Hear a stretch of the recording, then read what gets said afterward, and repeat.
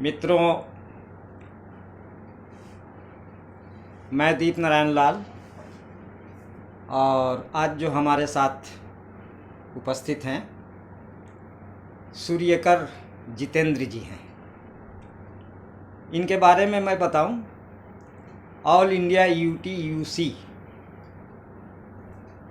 All India United trade union centre एक trade union है जिसके बिहार स्टेट के सेक्रेटरी हुए और व्यक्तिगत रूप से, सामाजिक रूप से, राजनैतिक रूप से देश में बहुत दिनों से एक अच्छी राजनीति, एक अच्छी विचारधारा की सोच रखते हुए करते आ रहे हैं। पिछले कई सालों से मैं व्यक्तिगत रूप से मैं इनको जानता हूँ। आज हमारे सामने उपस्थित हैं। प्रमुख रूप से आज की बात सूर्यकर जितेंद्र जी ही करेंगे, लेकिन उसके पहले मैं आपको बता दूं कि ये जो हमारा कार्यक्रम है, जो चैनल है बरेपा, बताया नहीं हूँ पिछले वीडियो में, लेकिन मैं आपको बताऊं कि ये जो हमारा चैनल है, इस चैनल के माध्यम से मैं समाज के विभिन्न क्षेत्रों के व्यक्तित्व को अपने साथ जोड़ना चाहता हूँ, प्रोग्रेसिव लोगों को जोड़ना चाहता हूँ। मित्रों, प्रोग्रेसिव का मतलब, एक बात मैं स्पष्ट कर दूं कि प्रोग्रेसिव का मतलब मैं जो समझता हूं, प्रगतिशील का अर्थ मैं जो समझता हूं, वो ये है कि वर्तमान व्यवस्था के विरुद्ध, वर्तमान जो सिस्टम है उसके विरुद्ध, उसके आगे जो विचार है, जो व्यवस्था है, जो सिस्टम है, उसकी बात करें। मैं ये बात इसलिए क्लियर कर दिया, आपको स्पष्ट कर दिया कि हमारे साथ तब तो हर कोई जुटना चाहेगा, लेकिन मैं आपको बता देता हूं कि ये जो सिस्टम है, इस सिस्टम के विरुद्ध जिनकी आवाज़ तेज होगी, रास्ते साफ होंगे और कहीं न कहीं वो इस सिस्टम के विरुद्ध संघर्ष में लगातार लगे हुए हों, वही हमारे साथ, हमारे बरेपा चैनल के साथ आ सकते हैं। इसलिए अगर आप लोगों में से भी कोई हमारे चैनल में अपनी बात कहने के लिए मेरे चैनल के माध्यम से जुड़ना चाहेंगे तो वेलकम है उनका, वो जुड़ सकते हैं। अब मैं अपने मित्र सूर्यकर जितेंद्र जी को आमंत्रित करता हूं। आज वही इस विषय को हैंडल करेंगे। विषय वस्तु मूल रूप से वही है जो अभी हमारे देश में कोरोना, पलायनवाद, मेडिकल सिस्टम, आर्थिक पैकेज, ये ही होगा। लेकिन मैं आपको बता दूं कि ये जो सिस्टम है और देश के अंदर जो समस्याएं हैं, क्या इस सिस्टम में, इस व्यवस्था में ये जो सिस्टम, ये जो संकट आया है, ये जो त्रासदी आई है, क्या समाधान है? प्रमुख रूप से जितेंद्र जी, सूर्यकर हटा दिए, नाम में जितेंद्र जी ही मैंने ये कर दिया। तो इस विषय पे आज हमारे मित्र जितेंद्र जी अपनी बात रखेंगे और मैं गुजारिश करता हूं कि जितेंद्र जी। नमस्कार दोस्तों, और मैं आभारी हूं बरेपा जो चैनल की शुरुआत हमारे कुछ साथियों ने शुरू की है, खास करके दीपनारायण जी को हम शुक्रिया अदा करते हैं कि आज हमें इस चैनल से अपनी बात को रखने का मौका दिया है। दोस्तों, आज जैसा कि हमारे मित्र दीपनारायण जी से सुना कि आज का जो विषय पर चर्चा करनी है वो ये कि कोरोना काल जो चल रहा है, हम सब लोग जान रहे हैं, और इसके तहत लॉकडाउन जो हुआ, कोरोना संकट आने से हमारे देश में, दुनिया में अपनी अपनी सरकारें लॉकडाउन की है कोरोना संक्रमण को रोकने के लिए। और हम अपने देश में लॉकडाउन से क्या स्थिति बनी है, अगर एक एक पहलू पर चर्चा करें तो मैं समझता हूं कि इतने समय की ज़रूरत होगी कि आप बैठकर उतना समय देना आपके लिए संभव भी नहीं है। लेकिन कुछ विषयों पर हम आपके सामने चर्चा को केंद्रित करेंगे, और खासकर आप जो संकट देख रहे हैं देश के अंदर, इस संकट से क्या, इस व्यवस्था में, इस सिस्टम में जिसे हम लोग पूंजीवादी व्यवस्था कहते हैं, इसमें क्या इसका समाधान संभव है, हम इस विषय पर अपनी बात को केंद्रित करेंगे। साथियों, लॉकडाउन के 2 महीना से ऊपर बीतने वाले हैं, और जब हमारी सरकार, भाजपा नेतृत्व वाली केंद्र की सरकार, माननीय नरेंद्र मोदी जी ने जब लॉकडाउन किया था, तब उनके लोगों ने भी कि लॉकडाउन ही इसका इलाज है और हम इससे निजात पा सकते हैं। बेशक लॉकडाउन से कुछ राहत मिली है, और हमारा all India United trade union centre या यूटीयूसी इस लॉकडाउन का समर्थन करता है। आपको याद दिलाना चाहता हूं कि उन लोगों ने कहा था कि लॉकडाउन के बाद 16 मई का उन लोगों ने एक डेट निर्धारित किया था और कहा था कि हमारे देश में जो कोरोना पॉजिटिव पेशेंट मिल रहे हैं, ये 16 मई को 0 पर चले जाएंगे, और उसके बाद हमारे देश से कोरोना वायरस का संकट टल जाएगा, खत्म हो जाएगा। लेकिन हम क्या देखें, जैसे जैसे दिन गुजरता गया, वैसे वैसे कोरोना पॉजिटिव कोविड-19 के केस हमारे देश में बढ़ते चले गए। बेशक लॉकडाउन से उसका जो समय है लंबा खींचा है। जैसे अन्य दुनिया के अन्य देशों में हम लोगों ने देखा किस तरीके से कोरोना पॉजिटिव का ग्राफ बहुत पहले तेजी से बढ़ा, हमारे देश में बहुत धीमे गति से बढ़ रहा था। लेकिन अब जब दुनिया के देशों में कम हुआ है, तब हमारे देश में पिकअप पकड़ रहा है।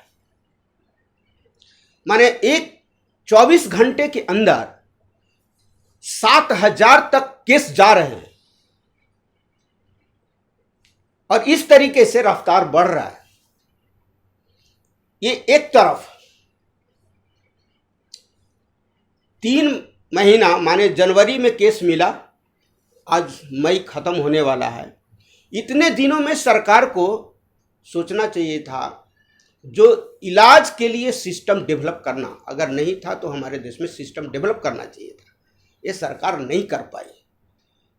इस मोर्चे पर बिल्कुल ही ये सरकार फेलियर साबित है। हर स्टेट में आप देखेंगे, वो मास्क का सवाल हो, या कि सैनिटाइजर का मामला हो, या कि बेड का मामला हो, आईसीयू बेड का मामला हो, वेंटिलेटर का मामला हो, ये हर मामले में आप देखेंगे कि केंद्र सरकार और अन्य राज्य की सरकारों ने इस मोर्चे पर कुछ कर नहीं पाई, विशेष रूप से कुछ नहीं कर पाई। और आज हमने 2 दिन पहले एक चैनल पर सुना, महाराष्ट्र के डॉक्टर बोल रहे हैं कि महाराष्ट्र में केस इस तरीके से बढ़ रहे हैं कि संभालना, अभी जितने डॉक्टर्स हैं इस केस को संभालना संभव नहीं लगता है। बेचैनी के साथ उन्होंने कहा और सरकार को आगाह किया है। तो ये क्या साबित कर रहा है? ये साबित कर रहा है कि ये सरकार जिस तरीके से हेल्थ सिस्टम को मजबूत करना चाहिए था, ये सरकार ने नहीं किया और फेलियर साबित हुआ।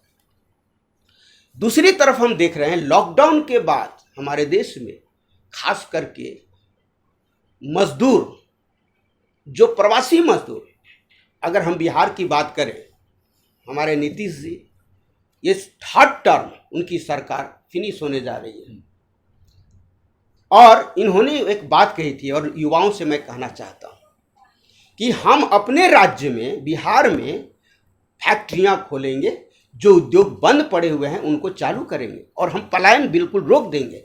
इस राज्य के नौजवानों ने उनको अपना मैंडेट दिया, वोट दिया और नीतीश जी की सरकार बनी और उठापटक करते हुए ये 3रे टर्म तक चल रहे हैं और 3रा टर्म भी फिनिश हो रहा है।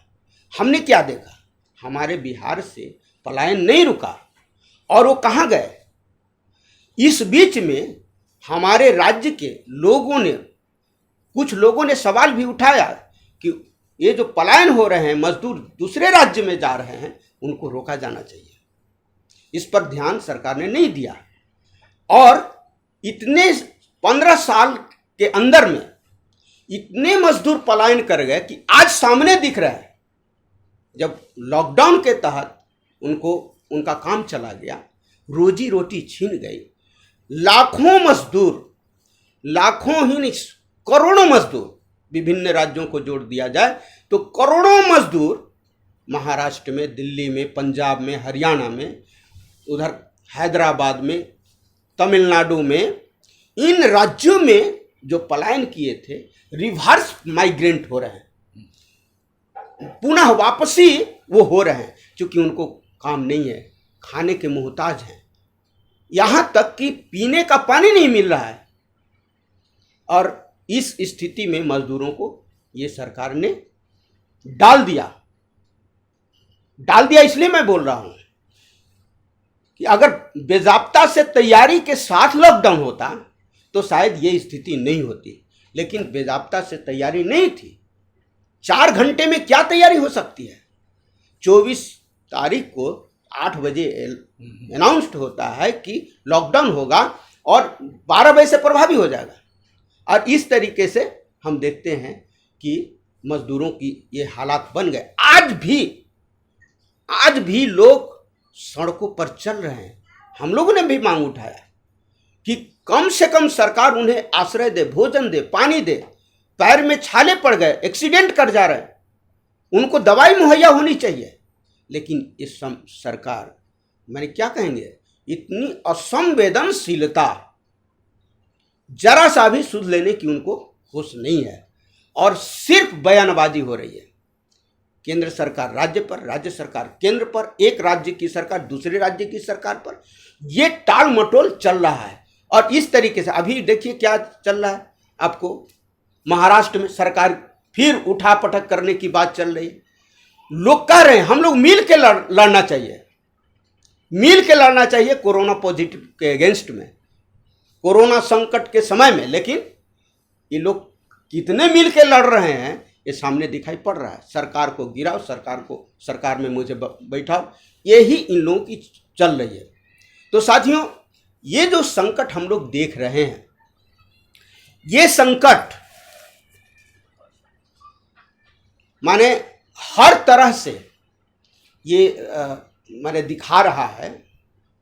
आप सामाजिक स्तर पर ले लें, सांस्कृतिक स्तर पर ले लें, इतनी ओछी संस्कृति माने इन नेताओं के माध्यम से प्रस्फुटित हो रहा है, दिखाई पड़ रहा है, परिलक्षित हो रहा है कि सोच नहीं सकते।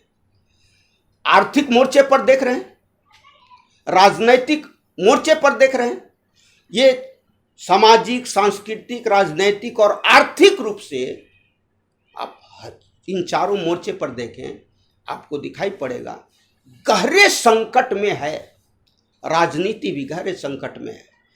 आर्थिक तो देख रहे हैं, अब कितने साल बाद ये पटरी पर हमारे देश की अर्थव्यवस्था आएगी, ये कहना बहुत मुश्किल है। ये माने उद्योगपति अभी काफी चिंतित हैं, कब लौटेगी अर्थव्यवस्था पटरी पर।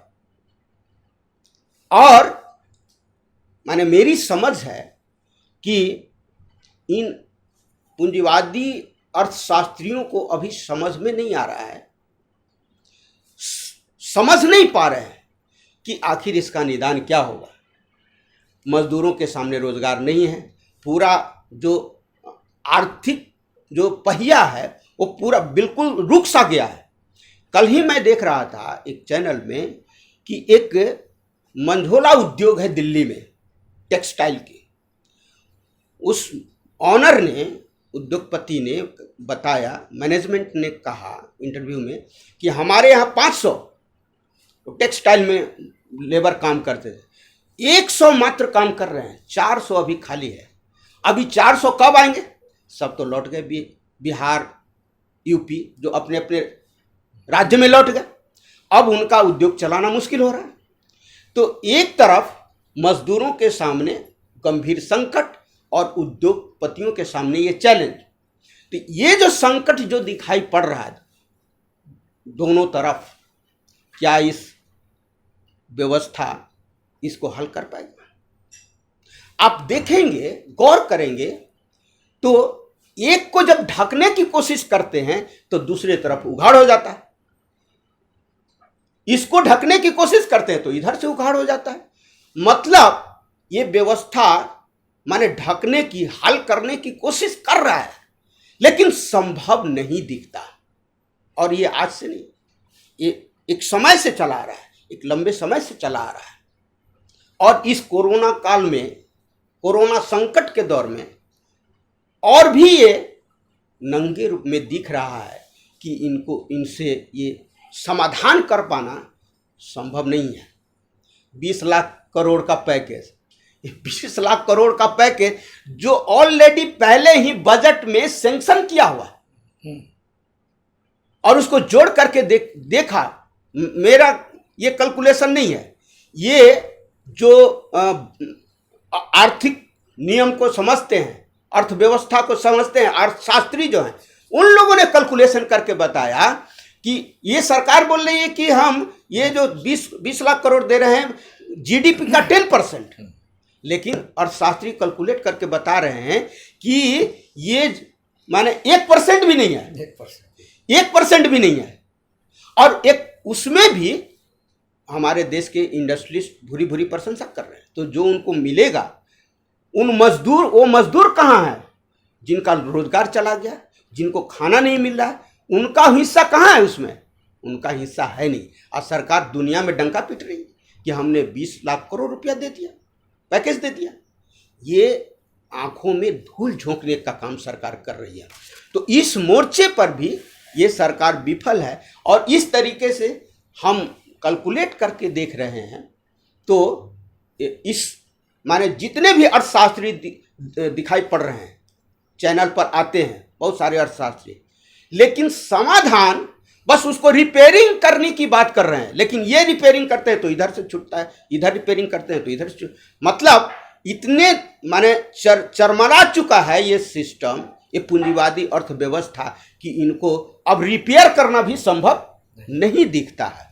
इसीलिए मैंने हम इस बिंदु पर, पहले ही मैंने कहा कि इस बिंदु पर हम फोकस करना चाहेंगे कि क्या इस व्यवस्था में इस जो संकट है इसका समाधान संभव है, क्या कर पाएंगे? दोस्तों नहीं कर पाएंगे। तब होगा कैसे? कैसे हम लोग कर पाएंगे? इस संकट से मुक्ति कैसे मिलेगी? दोस्तों मैं बताना चाहूँगा, एक बात को ख्याल रखने की आवश्यकता है। एक समय बहुत पुराने, बहुत पीछे जाते हैं तो दास युग से शुरू करते हैं। दास युग आया, दास युग से सामंती प्रथा आया, सामंती व्यवस्था, सामंती व्यवस्था से पूंजीवादी व्यवस्था में हम पहुंचे हैं। पूंजीवादी व्यवस्था से ही कहाँ जाएगा? ये जो साइकिल है, ये जो ऐतिहासिक जो माने बदलाव जो होते हैं, ये जो दिखा रहा है, ये कहाँ जाएगा? ये जाएगा समाजवाद में जाएगा। तो पूंजीवाद में इनका ये समाधान संभव नहीं कर पाएंगे। तब इसको, इस जो पूंजीवादी व्यवस्था है, एक बात कि कोई व्यवस्था जन्म लेती है तो उसका मृत्यु भी है। ऐसा नहीं है कि वो परमानेंट चल रहा है, वो जन्म लेगा, वो मरेगा। जैसे एक इंसान जन्म लेता है, इंसान मरता है। ये है नियम, ये है विज्ञान। और सोचेंगे कि एक बच्चा जन्म लिया वो हमेशा अनंत काल के लिए रहेगा, ऐसा संभव नहीं है। हाँ, कोई 90 साल जीता है, कोई 100 साल जीता है, कोई 125 साल भी जीता है, लेकिन उसको जाना ही है। उसी तरीके से ये जो पूंजीवादी निजाम है, पूंजीवादी व्यवस्था है, इसको भी, ये भी जन्म लिया, इसको भी जाना है, लेकिन ये अपने आप नहीं जाएगा। इस व्यवस्था के चलते ये सारा सिस्टम सारे प्रॉब्लम्स पैदा हो रहे हैं। आप दुनिया के अन्य मुल्कों का उदाहरण देखेंगे जहां पूंजीवाद नहीं है, जहां समाजवाद है, अभी भी है। वहां किस तरीके से रोका, इस माने कोरोना संकट को से कैसे मुक्ति पाया, उसको अध्ययन करने की आवश्यकता है, तब उससे हम समझ पाएंगे। इसलिए ये जो पूंजीवादी व्यवस्था है, इस पूंजीवादी व्यवस्था में चाहेंगे, हाँ संकट है, हम मजदूरों के साथ खड़े हैं, लेकिन वो मजदूर जितना भी कष्ट में हो, वो मर जाएंगे भूख से, प्यास से, लेकिन वो समझ नहीं पाएंगे कि इसका निदान कैसे, जब तक कि हम उन्हें समझाने के लिए आगे नहीं बढ़ते। समझाना क्या है? देखिए, एक टाइम में वो हम लोग सरकार को चुनते हैं, सरकार को वोट देते हैं, सरकार बनाते हैं। वही मजदूर, वो मजदूर बोल रहे हैं कि हम आइए ना वोट देंगे। वोट नहीं देंगे ये बोल रहे हैं, लेकिन वोट देना, वोट नहीं देना, यही वो समझ पा रहे हैं कि समाधान है और इसका हल है, इसीलिए तो बोल रहे हैं। लेकिन वास्तव में वो मजदूर समझ नहीं पा रहे कि जितना भी कष्ट झेलना पड़े, ये व्यवस्था क्या है, ये सरकार क्या है, उसे समझना पड़ेगा। हम समझते हैं और लोग जो समझते हैं कि ये सरकार मेरी है, मैं चुनता हूं, हमें किताब में पढ़ाया जाता है। वास्तव में बात ऐसी है नहीं। For the people, by the people, of the people, ये हम लोग भी पढ़े, लेकिन आप देखिए सरकार जो पैकेज दिया, भूरी भूरी प्रशंसा कौन कर रहा है? इंडस्ट्रियलिस्ट कर रहा है। किसके लिए सरकार हर संभव कोशिश कर रही है? ये अगर सरकार फ्लाइट को रोक देती, वहीं लॉकडाउन कर देती, तो क्या ये विदेश से जो कोरोना आया, ये क्या हमारे देश में आता? नहीं आता। लेकिन ये उनके इंटरेस्ट में सारा कुछ होते रहा हमारे देश में। ये साफ जाहिर है, दिख रहा है कि हमारी सरकार उनके लिए किस तरीके से एड़ी चोटी एक की हुआ है, उनको कैसे बचाया जाए। लेकिन गरीब पैदल चल रहे, भूखे प्यास, उनको कोई ख्याल नहीं है। इसीलिए इस चीज को हमें समझने की आवश्यकता है। और हम सीधा सीधा कहते हैं, देखिए 1917 में रूस में क्रांति हुई, समाजवाद आया। उस समय हमारे देश में जितने मजदूर अभी सचेत हैं, उससे भी कई गुना पिछड़े हुए थे। लेनिन ने कैसे उस मजदूर को सचेत कर दिया, कैसे उनको ऐसे सुंदर समाज के निर्माण के लिए खड़ा कर दिया, जो खड़ा करके दिखा दिया। जब 1929-30 में महामंदी चल रही थी, तो रूस में डेवलपमेंट हो रहा था, विकास कर रहा था। पूरे दुनिया में आर्थिक मंदी चल रही थी, तो रूस विकास कर रहा था। तो ये समाजवादी, जिसको बोलते हैं मजदूर वर्ग का शासन, मजदूर वर्ग की सत्ता, ये मजदूर वर्ग की सत्ता कैसे उस पिछड़े देश में लेनिन ने लाया। इसलिए लेनिन की एक बात मैं कोट करना चाहता हूं। लेनिन ने एक बात कही, क्या कहा? उन्होंने कहा कि ये जो समाजवादी जो चिंतन है, मजदूर वर्ग की जो चेतना है, सर्वहारा की जो चेतना है, समाजवादी जो चेतना है, वो बाहर से आते हैं, बाहर से जाता है। सिर्फ कहा सोशलिज्म कम्स फ्रॉम विदाउट, उसको बाहर से देना होता है और उस आधार पर उसको संगठित करना पड़ता है। नहीं तो मजदूर मरेंगे, कष्ट से मरेंगे, तकलीफ से मरेंगे, बेइलाज मरेंगे, भूख से तड़प कर दम तोड़ देंगे, लेकिन वो चलता रहेगा जब तक कि उन्हें ये चिंतन कि तुम्हारे संकट का कारण क्या है। क्या ये सरकार है? सरकार एक्चुअली पॉलिटिकल मैनेजर है, राजनीतिक मैनेजर है। वो कैपिटलिस्ट क्लास के लिए, मालिकों के लिए वो काम करती है। इस चीज को मजदूर को समझाना, और ये बिना समझाए एक और बात उन्होंने कहा, जिनकी रोशनी में हमारा सेंट्रल ट्रेड यूनियन चलता है, AIUTUC, कॉमरेड शिवदास घोष, जो इस युग के मार्क्सवादी चिंतनकार, सर्वहारा के महान नेता कॉमरेड शिवदास घोष ने क्या कहा, बताया कि मजदूरों को जब तक राजनीतिक शक्ति मजदूरों के अंदर नहीं डेवलप किया जाता है, राजनीतिक शक्ति का जन्म नहीं दिया जाता है, तो वो मजदूर भी लड़ाई के लिए नहीं आगे आएंगे, मर जाएंगे, सब कष्ट झेलेंगे। लेकिन जो मुक्ति का जब सवाल है, जहां संकट से हमको मुक्ति पाना है, शोषण से मुक्ति पाना है, वो जब तक उनके अंदर राजनीतिक शक्ति का जन्म नहीं होता है, नहीं किया जाता है, तब तक वो मजदूर आगे नहीं आएंगे। इसीलिए सबसे जो पहला जो काम कि उन मजदूरों के बीच जाना, उनके साथ खड़ा होना, उनके दुख तकलीफ में, और उन मजदूरों के अंदर राजनीतिक क्षमता का जन्म देना, ये काम किए बगैर उस मजदूर को हम लड़ाई में और संकट से मुक्ति के रास्ते पर नहीं ला सकते हैं। एक बात और कह के मैं अपनी बात को खत्म करना चाहूँगा। लोग बोलते हैं कि माने किस रास्ते से होगा हम मजदूरों को लाएंगे। बहुत सारी भ्रांतियां हैं कि कैसे इससे मुक्ति के रास्ते लाया जाए, मजदूरों को संगठित किया जाए। वो कौन सा आदर्श होगा, कौन सी फिलॉसफी होगी। एक चीज़ और जानना चाहिए, ख्याल रखना चाहिए कि हम जो कोई भी निदान का रास्ता ढूंढते हैं, उसके पीछे एक फिलॉसफी काम करती है, वो एक आदर्श काम करता है। और वो आदर्श कौन सा होगा, ये हमें चुनने की बात है, हमें समझने की बात है। हम जो आदर्श समझते हैं, जो विचारधारा समझते हैं, वो विचारधारा द्वंद्वात्मक भौतिकवाद का है, मार्क्सवाद का है, मार्क्सिज्म का है। तो ये जो आदर्श है, ये जो फिलॉसफी है, ये फिलॉसफी जो कार्ल मार्क्स ने दुनिया को के मजदूरों के हाथ में दिया, उसके पहले मजदूरों के पास अन्य दर्शन भी थे, अन्य आदर्श भी थे।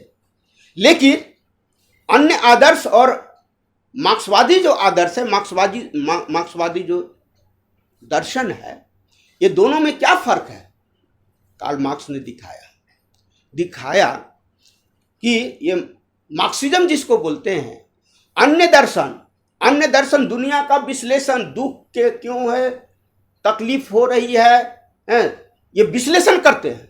लेकिन इससे मुक्ति पाने का, इसे कैसे परिवर्तित करके हम मुक्ति पा सकते हैं, ये रास्ता अन्य दर्शन नहीं दे पाते हैं और अन्य फिलॉसफी नहीं दे पाता है। वो एक ही फिलॉसफी है, वो है मार्क्सवाद। वो मार्क्सवाद ही बताता है कि आप ये जो हमने पहले कहा कि पूंजीवादी व्यवस्था में आप ये संकट से मुक्ति नहीं पा सकते हैं, इसके लिए ज़रूरत क्या है, इसके लिए ज़रूरत है इसके बाद की जो स्टेज है, जिसे हम लोग समाजवाद कहते हैं। समाजवादी समाज में ही इसका मुक्ति है। ये आज संकट देख रहे हैं, हो सकता है कि साल भर बाद ये अपने पटरी पर आ जाए, लेकिन वो तो संकट बरकरार रहेगा, फिर संकट आएंगे, दूसरे संकट आएंगे।